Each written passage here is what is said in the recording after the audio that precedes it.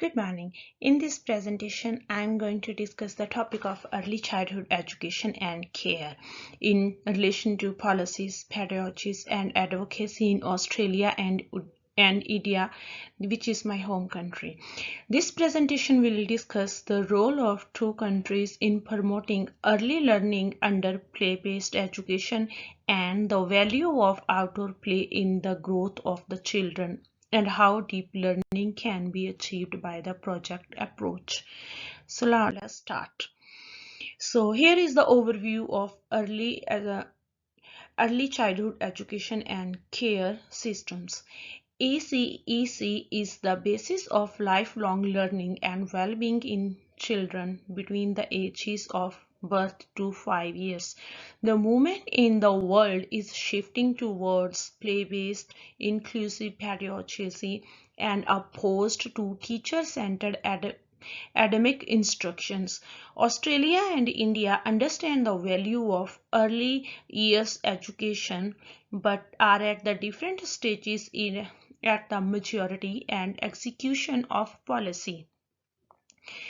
Early childhood education and care in Australia is considered to be the component of an integrated education and care system, whereas in India it remains in its developing stage and varying access and quality depending on the region.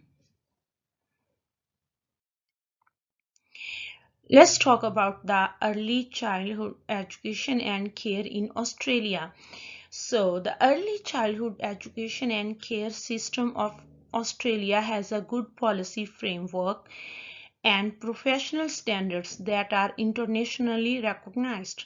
The National Quality Framework brings uniformity and all stages in terms of regulation, quality, assessment, and educator qualifications.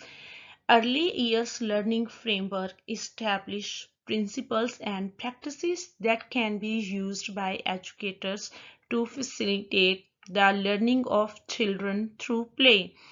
This is summarized in its fundamental philosophy, belonging, being, and becoming, a holistic concept of development which includes identity, well-being, and relation to community. So, in this one, we're going to talk about early childhood education and care in India. In this sector, in India, is regulated by two frameworks: the National Education Policy and the Integrated Child Development Services. The National Education Policy is a major focus on changing rote learning and experimental and play-based learning among the children in the fundamental stage between 3 to 8. Nevertheless, serious problems still exist. Several preschools, particularly in the rural regions, are not adequately equipped in the terms of space, materials, and untrained teachers.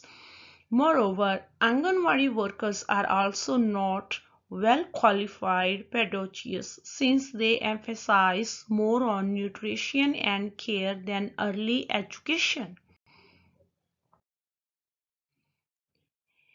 Let's talk about the comparative analysis between Australia and India. An analysis of the two countries shows that there are major differences in early childhood education and care designs.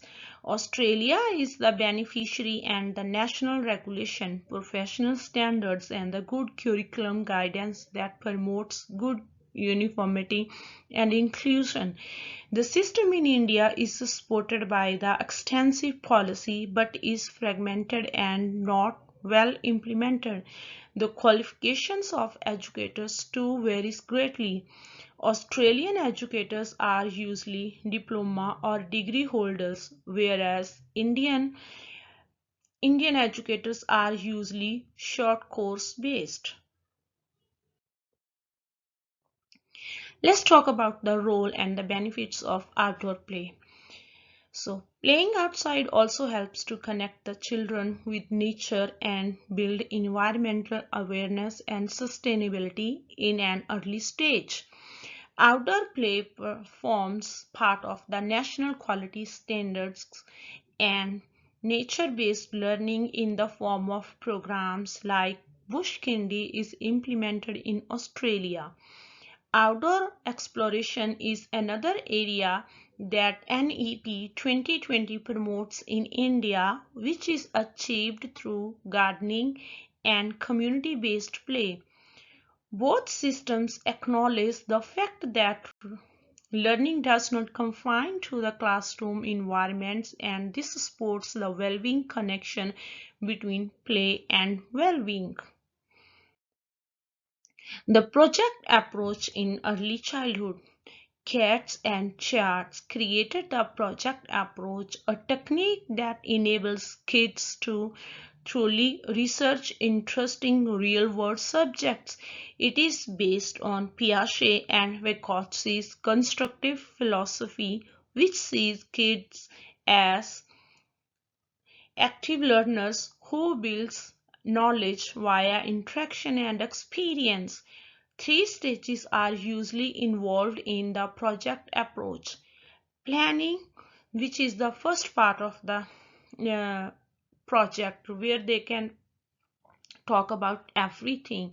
They can plan for the children. Investigation comes here. The teachers can observe the children during the activity and just make the notes on that one. Reflection also shows how the children participate in the activity, which also comes through the observations. So examples, what the project approach in practice. Here we can use some examples.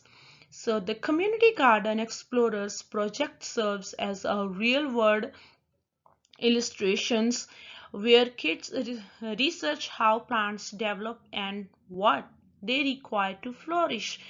Children's inquiries about the origins of food start the study, which then moves into the practical investigation of soil, insects, and plant maintenance.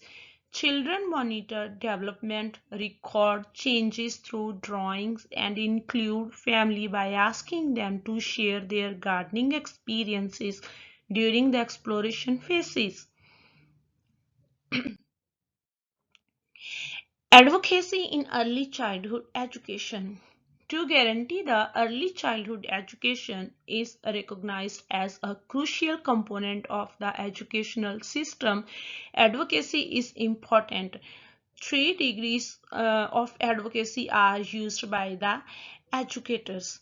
Child level, guaranteeing children a voice and guaranteeing their inclusion and participation rights. At the professional level, encouraging acknowledgement of teachers as competent experts who should be compensated fairly and treated with dignity.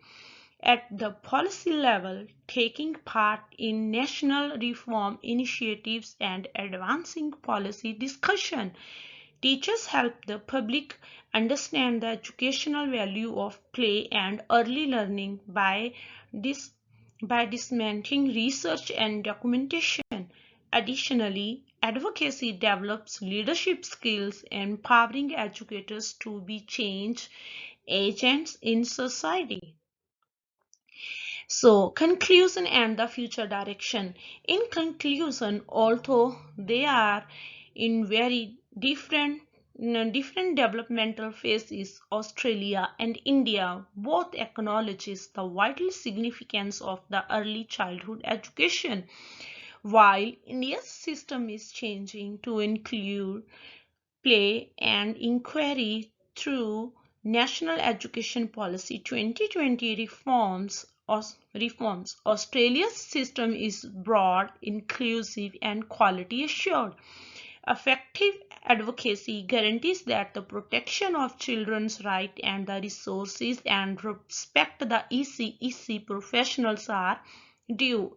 In the future, India must keep bolstering teacher training and infrastructures, whereas Australia should concentrate on preserving educator sustainability and rural access.